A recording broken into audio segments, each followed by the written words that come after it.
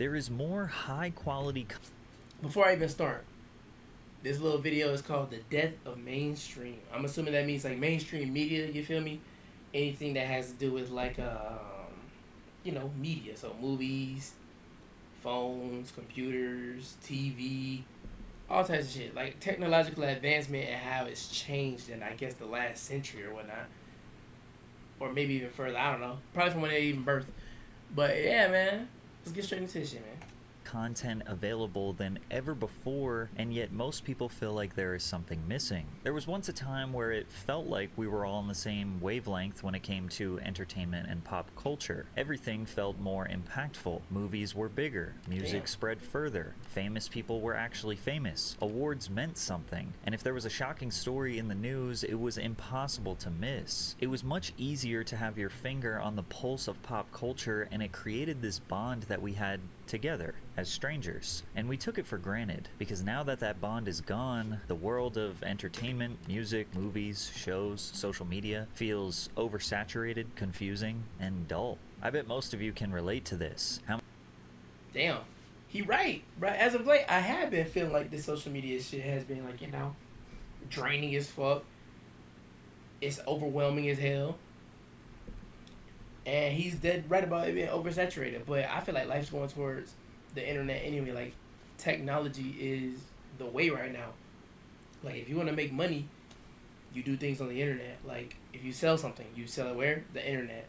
If you want to be a content creator, you do that where? On the internet. You know what I'm saying? People get all types of, like, benefits from the internet. The internet runs the world at the moment. So, I mean, what else can you do? Like, traditional job sets and stuff are not how they used to be. Like, back in the day, like, niggas wanted to be doctors and wanted to be dentists and zoologists in the military and whatnot. And now, all that stuff is just, it's required for us to live and whatnot, but it's just so stressful. Like, you can't make enough money in those fields to even begin to pay back the debt that you'll owe after you get into them, So they're not worth it like they used to be. But the internet is like, I guess, a place where you get the most bang for your buck. Because if you're actually entertaining and you do make it, or you do something on the internet and it blows up and it goes viral or whatever, like, you kind of made it at that point. Many times these days does someone say to you, "Hey, did you hear about," or "Hey, did you see?" And not only is your answer no, but you literally have no idea what they are talking about. Life wasn't always like that. What we are missing today and for the past few years is a monoculture, which is essentially one culture that all Americans are connected to. Sometimes I even call it the death of mainstream, because nothing really feels mainstream anymore. Every decade had their own version of monoculture that was seemingly easily defined. But what will define the 2020s? Monoculture is dead, and for Absolutely nothing. I mean, maybe like Twitch and stuff like that for the people who blew up and people who are making a great impact on, like, streaming and whatnot, and actually making that shit change, like, evolve. But nothing. I don't feel like anything really crazy has dropped in the 20s so far. Like, think about it. No revolutionary game consoles like that. I mean, the Nintendo Switch 2 went crazy, but it's not like revolutionary, you feel me? They just upgraded the Switch 1, took everything that was good about it and made it into the next iteration of itself with more features and better programming and stuff like that. But as far as gaming consoles go, the Xbox and the new PlayStation have been out and have not had any real serious runs yet. Like, think about it. Back in the day, Xbox 360, I'm talking about what we had. We had Grand Theft Auto 5 come out on the 360.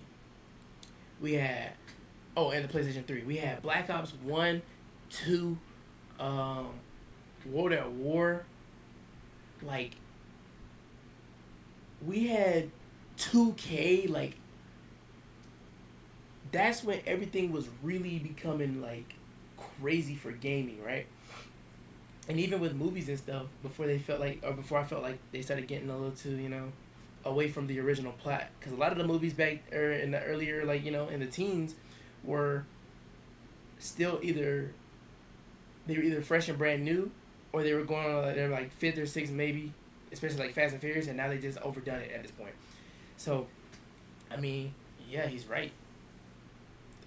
Everything over here has been, or everything back in the teens was so fresh, and even going into like the new Xbox One at the time and the new PlayStation 4 at the time, they still had 2K going crazy, going on crazy updates. They moved Grand Theft Auto over because it could still be capitalized on, and the updates were going crazy too. And yeah, I don't feel like there's a lot that we gotten in the 20s except for like the new type of Call of Duty, but those are buns if you ask me. Like every single game this in the 20s has been about exploiting it to be good, and every single movie has been overdone or already done.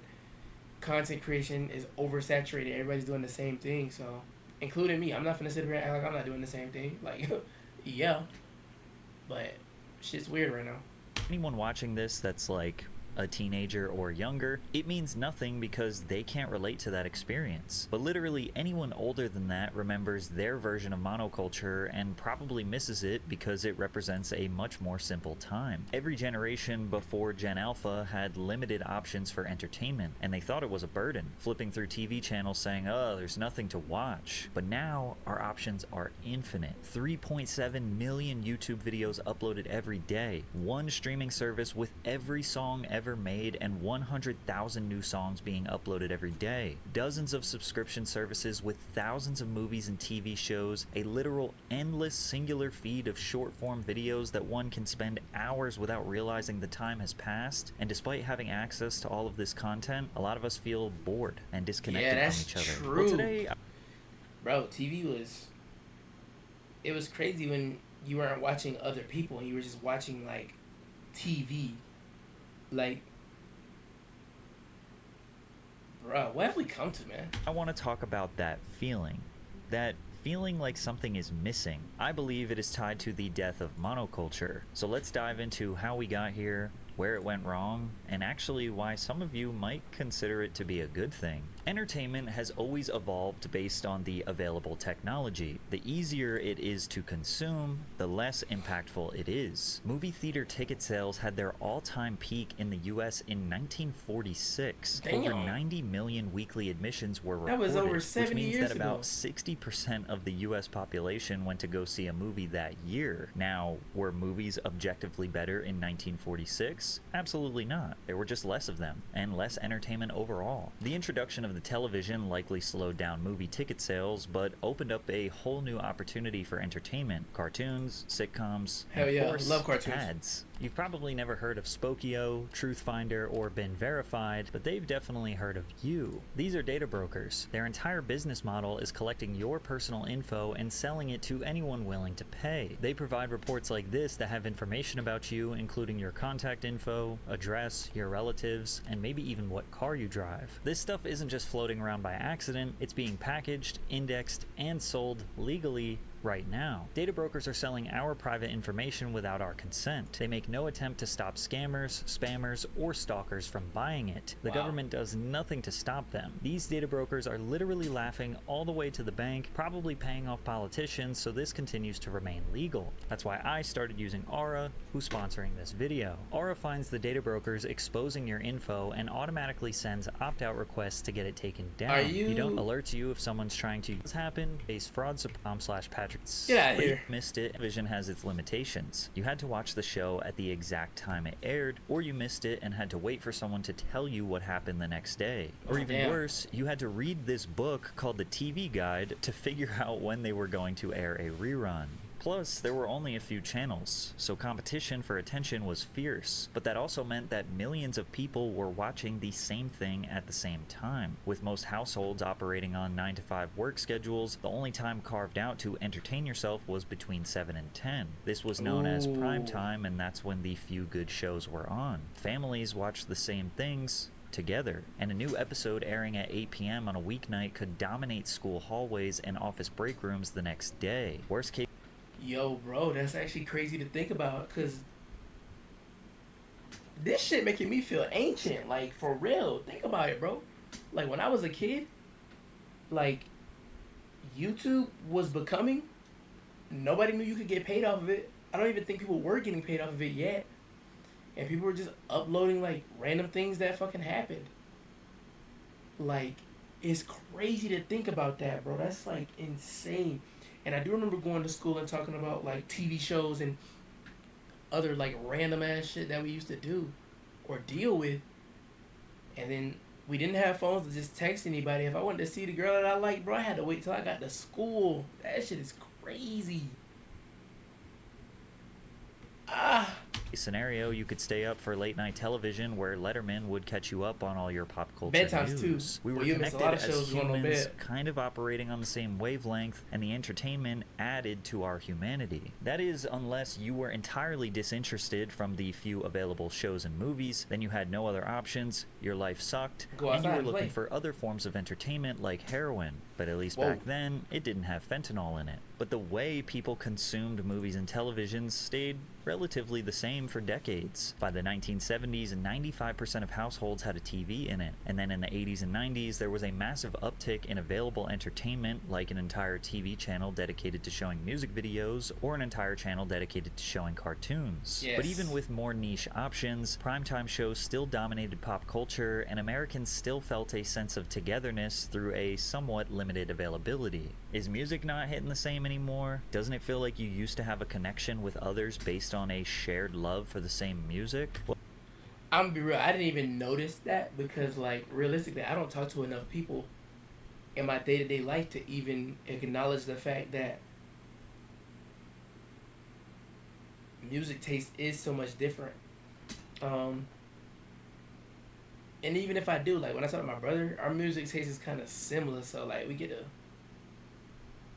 listen to a lot of the same stuff. So I don't really feel. I don't feel as if I can't feel him all the way on this point. I don't talk to enough people, so it's like I think it's just a personal thing. Like I think he's generally speaking on that one, but I think for me it really does depend on like what portion of my life I'm in. Like if I'm angry, angry music's gonna do it. If I'm sad, sad music's gonna do it. If I'm happy, happy music's gonna do it. So it's like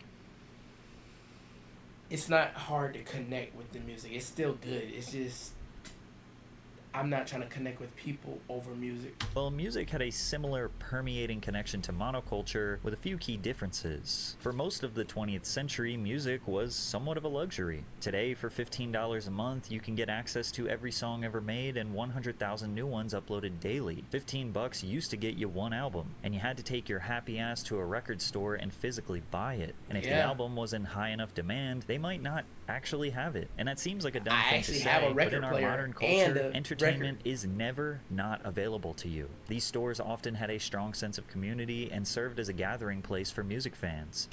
Oh, also, the what they have, there were limited copies, so if niggas sold out, niggas just sold out. You didn't get it. It wasn't unusual for artists to stop in and play mini concerts or sign albums before an appearance in a particular city. When people bought an album, they were now invested. They worked hard for that money. So to get the value back, they actually listened to the whole thing. They even tried to like the songs that they didn't initially like because they paid for it, which ultimately made them appreciate the artistry on a different depth. This uninterrupted focus on the music built a deeper connection from the fans to the artist. Fans had to imagine what their favorite musicians were like based on lyrics, a few interviews, and carefully staged photographs in magazines or posters on their wall. There was a mystique. Pop stars felt larger than life, almost like fictional characters, which is why people would pass out at the mere sight of Michael Jackson. Today we have countless interviews and endless access to all of their thoughts and opinions on social media. That mystery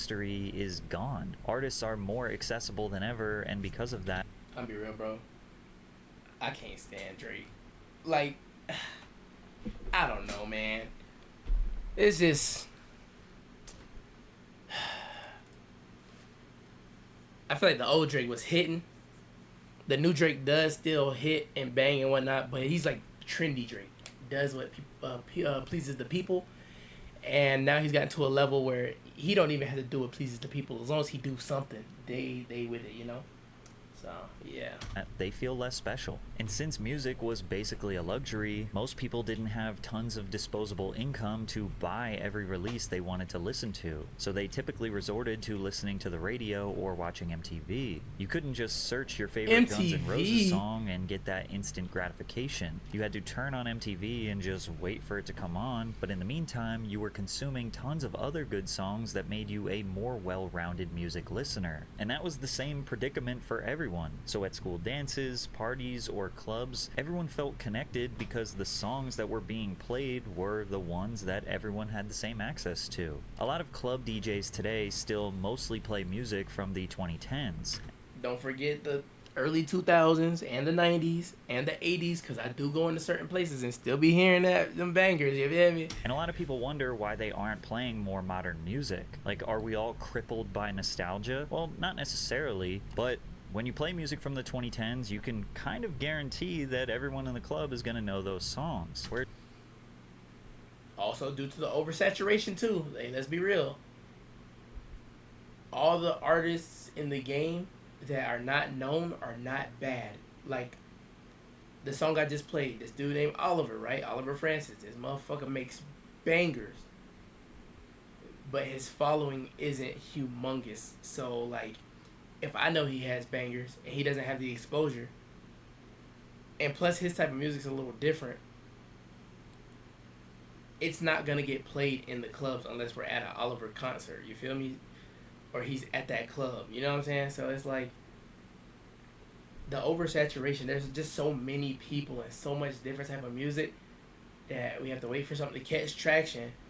And once it does catch traction, that shit, you know what I'm saying?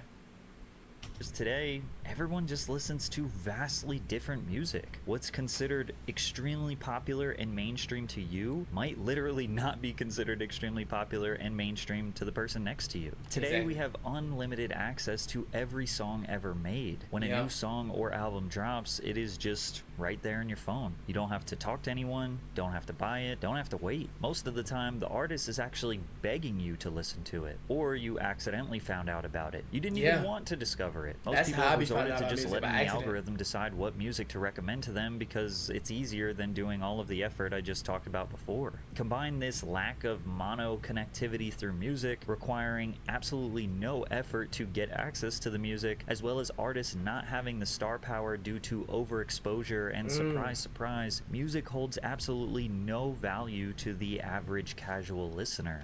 This man is really cooking up right now, bruh. He is cooking. Like, it's absolutely crazy. Man, I ain't gonna lie though. I really do wish I could go back, like, you know what I'm saying, the 2014, 2015, 16 days, boy. No rent, no money. All I had to do was chill, go to school, relax, play the game, you know, get grounded a couple times here and there for talking shit. You know how I be. Once we entered the 2000s, the rapid advancement of available technology caused a dominant monoculture to become more fragmented. TVs were becoming cheaper, bigger, and higher quality. The internet was getting faster, becoming easier to access and navigate. Cell phones were in everyone's pocket. We were becoming more connected than ever. Oh my God. Oh no, boy, let me tell you something, boy. I miss going to my grandma. She had like this extra bedroom in her house. She had like a 4 or 5 bedroom house. The extra bedroom had a computer in it. And it's where me and my brother used to stay. Whenever like it was summertime, my mom would go to work. She had a computer in there, and good Lord, oh my goodness. Not exactly like this. A little bit more advanced, but I'm talking. But if you know what song that sound on this dead boy, you know what I'm talking about. But we didn't realize it was actually going to drive us further apart. In my opinion, 2000 to 2010 was a great sweet spot for pop culture. I would describe today's culture as everything all at once. And the early 2000s was the same, but it was slightly more manageable. Let's start simple. Movies. Here's a graph of every movie released per year around the world. You can see the quantity of movies released remained relatively the same from the early 1970s to the late 1990s. And it just started slowly ramping up in the 2000s before it exponentially exploded. Back then, there was a rhythm to it all. 2000s before it Damn, but look how it died off in the end. Like 20. When was this video made? Let me see something. A month ago. Bro, look how movies have died off in the 2023-2024 era.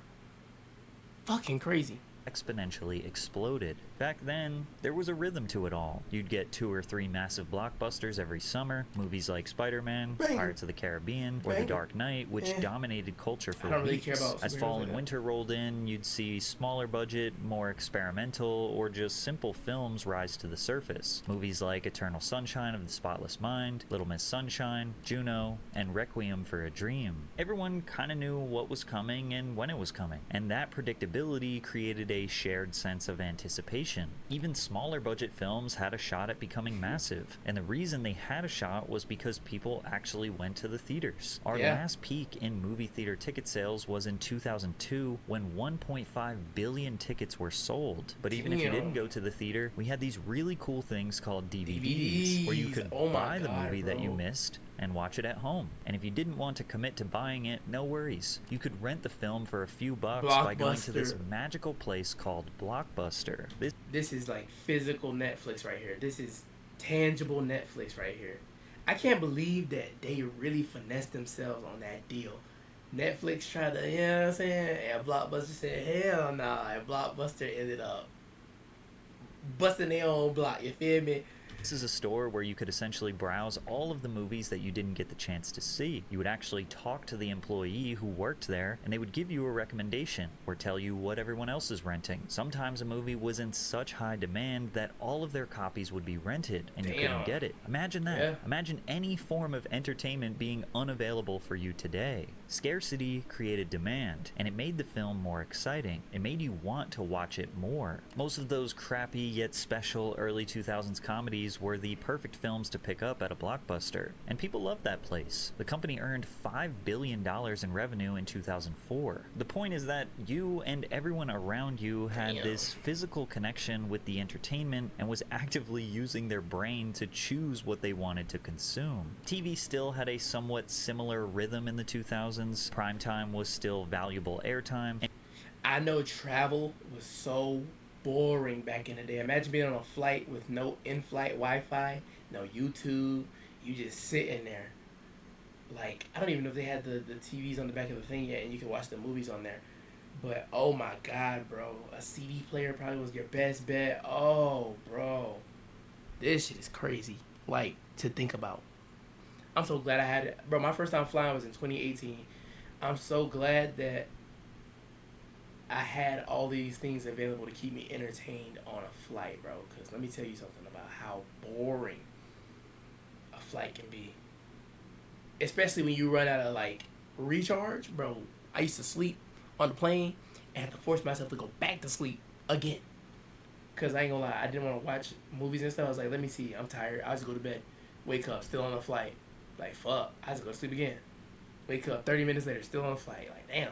MTV was in its best era, in my opinion, having a plethora of terrible yet oddly captivating reality TV shows and experimental series, while still having their sister network, MTV2, play music videos 24/7. It was one of the most versatile eras for mainstream music, with lyrical rap, crunk rap, rock, emo rock, country, pop, EDM, R&B, and countless other genres in a healthy rotation on MTV and the radio. It was just on the cusp of being overwhelming, but having it all contained on MTV and VH1 made it still manageable to keep up with. Kids were absolutely consumed by Nickelodeon, Disney Channel, and Cartoon Network, which were 3 separate networks that each had 2 to 3 shows worth paying attention to in their respective eras. We still had a healthy separation between our personal lives and our school and work life from 9 to 5, only entertaining ourselves lightly in the morning and in the evenings. We didn't have a phone to distract us from literally every millisecond of boredom. The entertainment options still felt limited. And we're still bored. Yes, we are still bored because listen, last night, bro, I was laying in the bed, you feel me? I was just laying in the bed, and you'll never believe what happened. Even with all my options, I was still fucking bored. Still bored. I didn't have nothing better to do with myself. I was just sitting there like looking at all the people that I watch and like, this nigga didn't upload. Then I'd watch a video and I wouldn't be entertained by it. And they're like, fuck, there's literally nothing to watch on this shit. Crazy word. Enough that you could feel like everyone around you was on the same wavelength. Plus, we were still at the mercy of knowing the schedule of when new shows were going to air. But that started to die when cable companies provided DVR capabilities. You could now record your favorite shows and movies and watch them later whenever you wanted. This was the beginning of the streaming service era takeover that so many people today loathe. Today, you may feel like you are not as connected to the culture because 1, less people are going to the theaters, and 2, the DVD and TV business has been demolished by streaming services like Netflix, Hulu, HBO Max. Let's be real though, when Netflix drops a Netflix original that is an absolute banger, everybody and their mama will be talking about it. Everybody and their mama will be watching it. You and your friends will watch it together. Let's be real, that has brought some people together, but it has been a minute since I watched TV with my family in the same room. Etc. Being able to stream anything, anywhere, anytime, all while being alone in your room means there's no anticipation, no excitement, nobody to share the experience with, and therefore no real reason to watch. Which is why you simply scroll and scroll through endless choices, waiting for something to magically grab your attention, waiting for something to give you a reason to watch, but it just never happens. On a lighter note, every now and again, we do have a monoculture moment. I think back to the Barbie movie where girls were excited to dress in all pink and... Man, get the fuck out of here, bro. That Barbie movie shit pissed me off. Whatever. Come on, cuh. What are we doing here? What are we doing?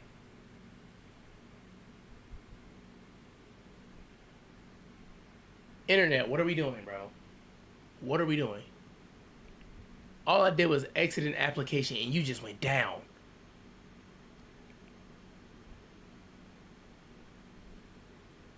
Oh my god, bro, I swear. I'm so sick and tired of them, bro. I can't, like... Cox is really pissing me off, bro. It's something I just genuinely don't get.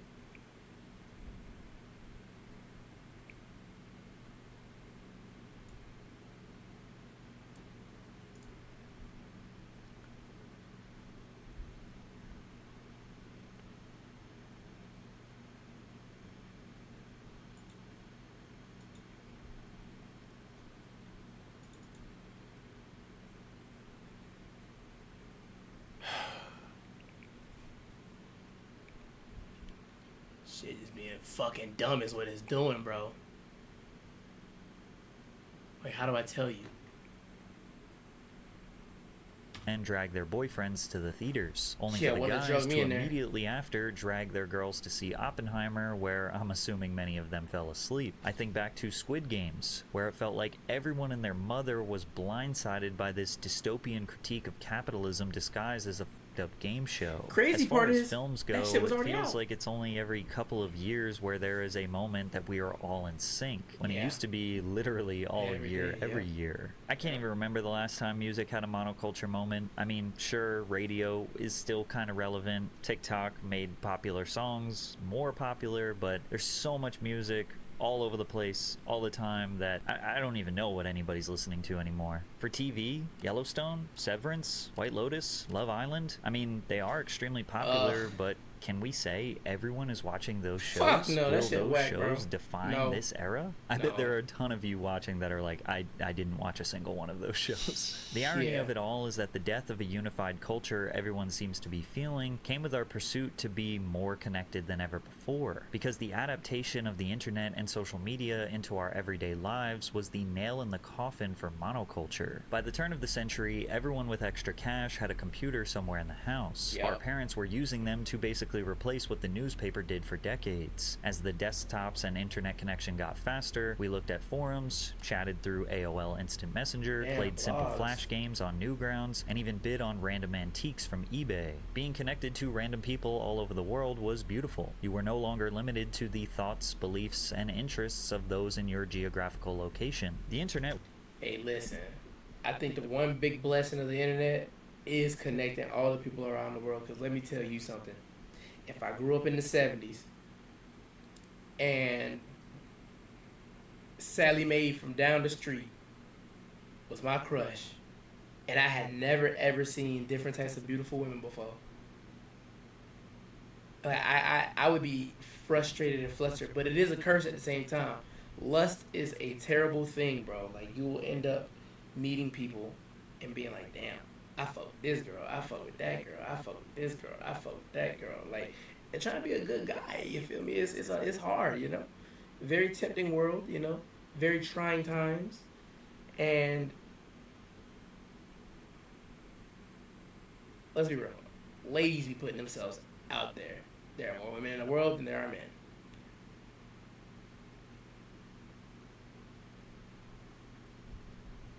Right now, or I would say a couple years back for me, I felt like there were nobody. I felt like no ladies really even wanted me like that. I was like, man, fuck, man. Listen, when I turned my mentality around and changed, I changed. What did I change? I changed my mindset. Number one. Number two, I changed rejection from something that was something bad into something that meant that created more room for opportunity. Like, I was watching this little video, Kawhi Leonard. He was talking about, them boys was talking about how everybody was shooting and they'll miss. If somebody airball, they'll do a suicide, right? That man Kawhi missed. He said, I'm not finna run.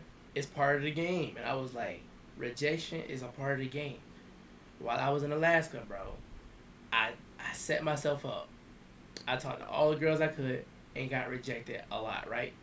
Cool. I was like, why am I getting rejected? Let me look at the statistics. Am I ugly? Hell no. Number two, are they interested? No. Number three, what is the time frame looking like? 4 weeks for me, 2 weeks for them, because different women came throughout the period of like 4 weeks, but sometimes it was like every week a new girl would come, something like that. So I was sitting there thinking to myself, like, fuck, I really like didn't take that rejection to the heart. I didn't care, and then I came back. Next thing you know, boom, boom, boom, boom. I'm talking about, it became easy. It became second nature. Like, I was like, I'm here. They rock with me. They like my body, like the way I dress. It is what it is. I'm a handsome guy. Like, I'm not too concerned with none of this. I do what I do, and I keep it pushing. And then I realized I can have anybody I want. And I was like, whoa, I got power for real. And then, yeah, game changed. But, shit, let me start yapping. Was still somewhat difficult to navigate. You know, there was a time when Google didn't have all the answers. You had to check other search engines like Yahoo, and my favorite, Ask Jeeves, to find what you were looking for. Videos would take forever to load, the quality was often terrible, and sometimes just straight. I'm talking about 144p, 360p, you feel me? Shit was trash. Up didn't work. Using the internet kind of felt like exploring uncharted land. That friction, scarcity, and lack of instant gratification was what made it special. It was worth working for. Today, we just expect things to work. We demand convenience, and we are willing to give up our human autonomy for it. We do demand convenience, and I'm gonna tell you why. Because I paid a lot of good money for a lot of the stuff in this room, especially this internet, and for it to be faltering right now. It's absolutely insane. Initially, the entertainment industry as a whole saw the internet as a threat because of piracy. Suddenly, millions of people could download movies, music, and TV shows for free through networks like Napster, LimeWire, and LimeWire, oh my god, completely bypassing traditional the Pirate Bay, oh my god. Studios, labels, and networks feared the collapse of their business structures, as physical sales and TV deals were at the risk of being replaced. The internet stripped them of control, and for the first time, the consumer had the power to access content without paying a cent. From the consumer's perspective, the logic was simple. Why pay for something when you can get it for free instantly? Piracy wasn't just about being cheap, it was about convenience. Buying a CD or DVD meant going to a store, spending 10 to 20 bucks, and hoping you'd like the full album or movie. Then again, facts. people didn't realize the nuanced value of the additional human experiences they got while consuming entertainment. All that driving to the store, talking to people, limited inventory, sitting on a sticky theater seat, that was all just considered to be an inconvenient cost to getting what you wanted. But you couldn't argue against the value that the internet brought to individuals. It gave everyone a voice, a platform, and endless options tailored exactly to their preferences. And that ramped up significantly in 2003 when MySpace became the first widely accepted platform for social media. By 2005, the platform had around 300 million users and had an estimated valuation of over $10 billion. The platform allowed people to share their personal passions and stories as individuals. If nobody in your real life aligned with your interests, you would be able to find a community of like-minded people online. People started calling random strangers on the internet their friends. They became invested in their lives, wanting to know what they were doing in their geographical location. Your connection to random people around the world started to make you disconnected from those physically around you. Slowly, the digital world began to feel more important than the physical one. As platforms evolved, first with Facebook, then Instagram, and eventually TikTok, the focus shifted even further away from a shared experience and towards personal branding. Algorithms were designed not to connect people as a whole, but to keep